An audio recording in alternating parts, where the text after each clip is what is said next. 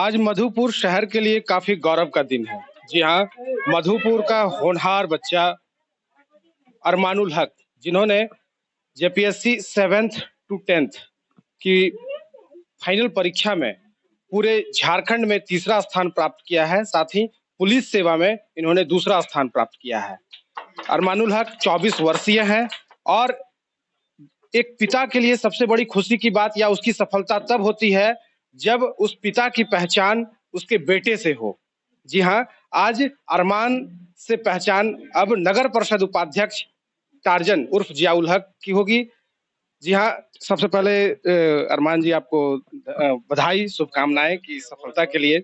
मैं सबसे पहले बात करूंगा कि आपने अपनी प्रारंभिक शिक्षा दीक्षा कहाँ से प्राप्त की और 10th कहाँ से किया, 12th कहाँ से किया, क्या रैंक आया?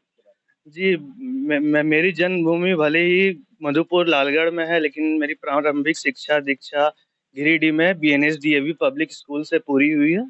10th मैंने वहीं से किया, 12th भी मैंने वहीं से किया और प्लस मैंने ग्रेजुएशन गिरिडीह कॉलेज गिरिडीह से कंप्लीट किया 2018 में। अ, आपकी जो रैंक आई, जैसे मैंने ओवरऑल आपसे बातचीत की तो पता चला कि 60 टू 70 के बीच में 10th में आपने 8.7 से जीपीए लाया था। तो इतने कम मार्क्स होने के बाद भी आपकी जो इच्छा थी कि टारगेट था, क्या था शुरू से ही बचपन से? जी, मैं एक्चुअली कहूँ तो मैं ऐसा नहीं, मैं शुरू से मैं मानता हूँ मैं काफ़ी टैलेंटेड था। भले ही मैं शुरू में पढ़ने में उतना ध्यान नहीं लगाता था, लेकिन मुझे खुद पे भरोसा था कि एक दिन मैं ज़रूर, मेरे माता-पिता जो मेरे प्रति त्याग कर रहे हैं इतना, मैं ज़रूर इनका नाम रोशन करूँगा। और इस काम को सफल बनाने में मुझे एक मार्गदर्शन मिला, एक एक गुरु का, विपिन चंद्र विश्वास का।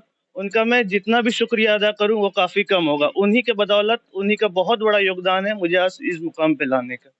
तो ये सिविल सर्विस की परीक्षा के लिए आपके मन में इच्छा थी या आप पर प्रेशर था या किन्हीं की इच्छा पूरी करने के लिए आपने? जी, बिल्कुल, बचपन में तो भले मुझे इसके बारे में आइडिया नहीं था, लेकिन 2-3 मुख्य वजह थी। पहले तो मुझे आकर्षण तो ज़रूर था इसके प्रति। दूसरा, कहीं न कहीं मेरे फैमिली ने मुझे गाइड किया कि मैं अपना करियर इस ओर परस्यू करूँ। तो यही यही वजह थी मुख्यतः।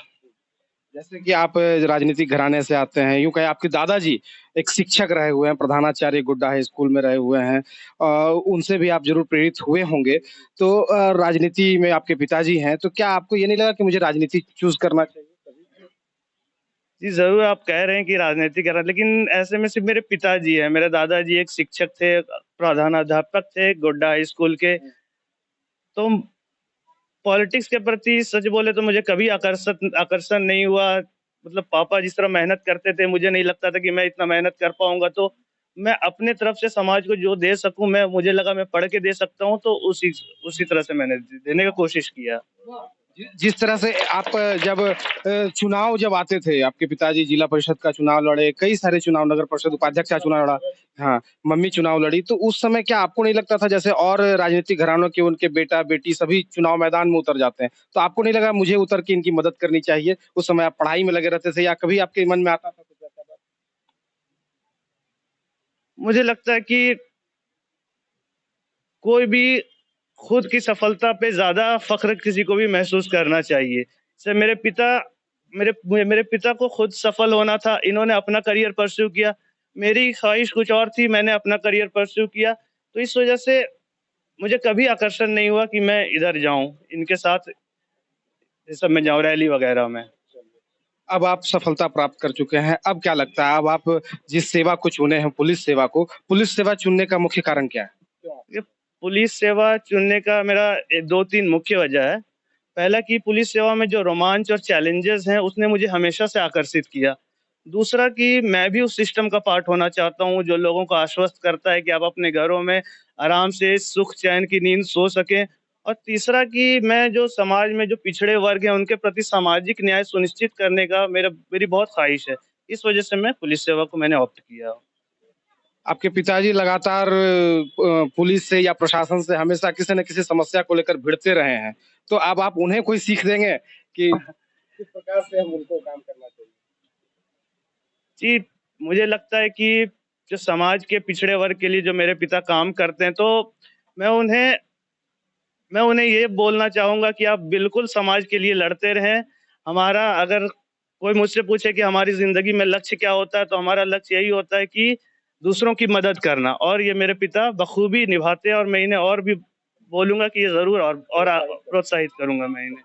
अब जैसे कि अभी आपका 24 वर्ष ही हुआ है, तो आगे आपकी और कोई टारगेट है कि आप यहीं पर अब स्टॉप? ये मेरे लिए स्टॉप नहीं है। ये जो मेरे माता-पिता, मेरे नाना जी, मेरी नानी माँ, इन लोगों ने मेरे लिए जो त्याग, दादा-दादी, इन लोगों ने मेरे लिए जो त्याग किया, तो और इन लोगों की जो खुशी हुई मुझे ये सफलता पाकर, इनको देख कर के मुझे खुशी हो रही है। लेकिन आत्म-संतुष्टि मुझे तब मिलेगी जब मैं आईएएस में क्वालीफाई करके, उसमें भी अच्छा रैंक प्राप्त करके आपके बीच आऊँगा, तब मुझे ज़्यादा खुशी मिलेगी।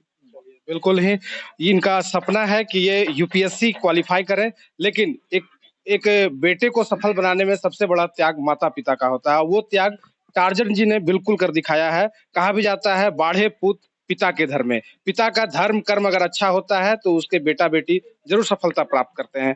मैं जब से जान रहा हूँ टार्ज़न जी को लगभग 10 वर्षों से, मैंने कभी इनके साथ इनके बच्चों को या इनके परिवार के लोगों को कभी नहीं देखा। ये अपने राजनीति में हमेशा व्यस्त रहे और खुद लड़े। जो निसहाय हैं, असहाय हैं, जिनके लिए कोई लड़ने वाला नहीं। कोविड जैसे घनघोर काल में जो अपने आप को हिंदू का नेता मानते हैं, वैसे हिंदू के नेता घर में छुप गए, लेकिन वैसे हिंदू परिवार के जो सदस्य थे, जो मृत्यु को प्राप्त हुए, उनको इन्होंने उठा करके शमशान घाट तक पहुँचाया, उनका अंतिम संस्कार तक किया। ये मैंने अपनी आँखों से देखा है। तो टार्ज़न जी की बिल्कुल बहुत बड़ी भूमिका बनती है। सबसे पहले तो आपको मेरी ओर से कशिश की तरफ से बधाई, शुभकामनाएँ। आप क्या कहेंगे, बेटा की सफलता पे कैसा महसूस हो रहा है? पहले तो मैं कशिश चैनल और तमाम मीडिया बंधुओं को धन्यवाद देना चाहता हूँ कि आपने हमारे बच्चे से और हमसे इस बात को जानने की प्रयास किया। देखिए, आज जो सफलता मेरे पुत्र का है, ये निश्चित रूप से उनका अपना मेहनत, माता-पिता का सम्मान और एक सही गार्जियन, चाहे इनकी माँ हो, चाहे मैं हूँ, इनके नाना-नानी हों, इनके दादा-दादी हों, इनके चाचा हों, इनकी चाची हों, इन तमाम लोगों का अपार सहयोग रहा है। मैं परिवार से दूर रहता हूँ। परिवार का मतलब मेरी पत्नी वहाँ रहती है, गिरिडीह में रहती है। मेरे चारों बच्चे बेहतरीन एजुकेशन में है। इन्होंने तो कामयाबी हासिल कर लिया है। मेरी एक बेटी है जो केमिस्ट्री ऑनर्स करके उन्होंने बीएड कंप्लीट किया है और वो एसएससी की तैयारी में है। वो भी कॉम्पिटिशन निकालेगी, ये हमारा विश्वास है। उसके बाद जो मेरा बेटा है वो इंग्लिश ऑनर्स कर रहा है डीएवी स्कूल से, उन्होंने भी +2 करके गिरिडीह कॉलेज से डीएवी इंग्लिश ऑनर्स कर रहा है। और जो मेरा सबसे छोटा पुत्र है, ये चारों बच्चों में अगर सबसे ज़्यादा अगर कोई इंटेलिजेंट है, तो वही मेरा छोटा बेटा है, जो वन टाइम कोई बड़ा काम करके समाज में आएगा। दूसरी बात है, मैं समाज से ये कहना चाहता हूँ कि आप ईमानदारी से अपनी काम को करो। ये मानो कि भगवान है, अल्लाह है, जो देख रहा है। आज इनकी जो प्राप्ति हुई है, मैं केवल इनकी मेहनत को तो प्राथमिकता नहीं दूँगा। कोई न कोई पावर है, सुप्रीम पावर है जो मेरे पीठ पर है, मेरे पीछे है, और हमारी परेशानी और जनता का जो अपार सहयोग, अपार समर्थन, अपार दुआ उनका है, उनका दुआ हमारे बच्चे को लगा है। आज इसका आत्मबल बढ़ा है। निश्चित रूप से भविष्य में ये बेहतर कॉम्पिटिशन करेगा और इस समाज ही नहीं, पूरे झारखंड और पूरे देश का नाम रोशन करेगा।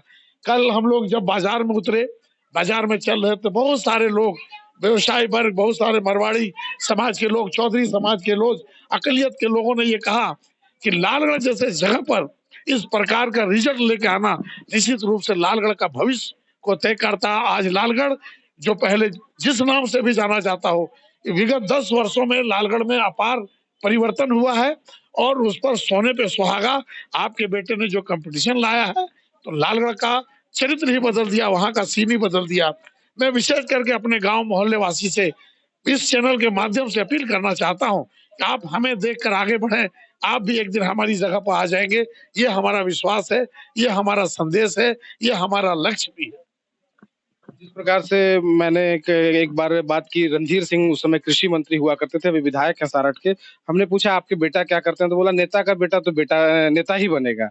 क्या कभी आपको ऐसा मन में नहीं आया कि मैं भी सेकंड लाइन अपने लिए, अपने परिवार से तैयार हूँ? मैं कभी भी सेकंड लाइन के पक्ष में नहीं हूँ। आज अभी हम लोग, इसके पहले इसकी माँ यहाँ से जिला परिषद थी। नेक्स्ट बार लोगों ने मुझे चुनाव हरा दिया, मैं फिर नगर कक्षा के चेयरमैन बन गया। इस बार भी हम चुनाव मैदान में थे, षड्यंत्र के तहत मुझे चुनाव हराया गया। मैं 10,500 वोट लाकर मात्र 800 वोट से चुनाव हारा हूँ और हमारे जो विपक्षी थे 11,200 वोट लाए और हमारे जो षड्यंत्रकारी थे उन्होंने 2500 वोट लाया, तो षड्यंत्र के तहत मुझे चुनाव हराया गया है।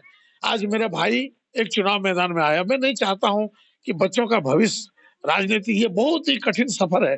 अब लोग वैसे नहीं है। जिस हिसाब से मैं सियासत करता हूं, जिस हिसाब से लोगों की मैं सेवा करता हूं, हमारे जैसे लोगों को ये जिला परिषद चेयरमैन क्या है, हमारे जैसे लोगों को नॉमिनेशन करके सो जाना चाहिए और हमारे जैसे लोग निर्दलीय चुनाव जीत जाना चाहिए। तब हम समझ में आएगा कि जनता जागरूक है। पूरे विधानसभा में एक भी शख्स खड़ा हो जाए और ये कहे कि टार्जन भाई आपके पास में गया था, ये काम नहीं हुआ, ऐसा कोई माई का लाल नहीं मिलने वाला। उसके बाद हम छोटी छोटी चुनाव हार जाते हैं। ये दुर्भाग्य है, ये दुर्भाग्य है हमारी जनता का। आज उन्होंने एक अच्छा नेता षड्यंत्रकारी के चक्कर में खो दिया, लेकिन उन्हें घबराने की जरूरत नहीं है। जन सेवा करना ये मेरा लक्ष्य है। बेटे का लक्ष्य अपना व्यवस्था वो देखे, जनता की जो सेवा करने की लक्ष्य है वो मैं देखूंगा। और भविष्य में प्रशासन और जनप्रतिनिधि के बीच कोई आड़े आता है तो ना मैं पीछे बैठने वाला हूँ, ना उन्हें मैं पीछे रखने का प्रयास करूंगा। अच्छा, अब आप आपके पुत्र पुलिस सेवा में आ गए हैं, अब आप डिफेंसिव रहेंगे या ऑफेंसिव रहेंगे? नहीं, देखिए मैं अपनी जनता के प्रति जवाबदेह हूँ। मैं जनता के लिए सब कुछ करूंगा। मेरा पुत्र कोई मायने नहीं रखता है। मेरा स्पष्ट है, कल तक ये मेरा पुत्र था, कल इसे अगर कोई गालियां बकती तो मैं जरूर टोक लेता। आज अगर इनको कोई कुछ कहता है तो इसकी जवाबदेही ये खुद है। मैं इनका जवाबदेही नहीं ले सकता हूँ। आज ये राज्य का पुत्र है, समाज का बेटा है, समाज का चीज है, हमारा नहीं है। आज आप मान के चलते हैं, गरीब आदमी किसी केस में मुब्तला है और उसी केस में मैं हूँ और उस केस में मैं दोषी हूँ और वो जो गरीब आदमी वो दोषी नहीं है, तो बेटा क्या करेगा? उस दोषी आदमी को, निर्दोष को जेल भेजेगा और बाप को छोड़ देगा? अगर ऐसा मेरा बेटा करता है तो मैं कतई बर्दाश्त नहीं करूंगा। अगर इसका बेटा बाप गुनाहगार है तो सजा इसके बाप को मिलनी चाहिए और बेगुनाह गरीब को छुट्टी मिलनी चाहिए। तो साफ तौर पर मैं आपने सुना कि पुत्र ने भी वही बात कही कि पिता अपना काम करें। पिता ने भी कहा कि मैं अपना काम जिस प्रकार से करता था वैसा करता रहूंगा और समाज हित के लिए, समाज के सरोकार के लिए लड़ाई लड़ता रहूंगा। अपने सहयोगी के साथ रामचंद्र झा, कशिश न्यूज, मधुपुर।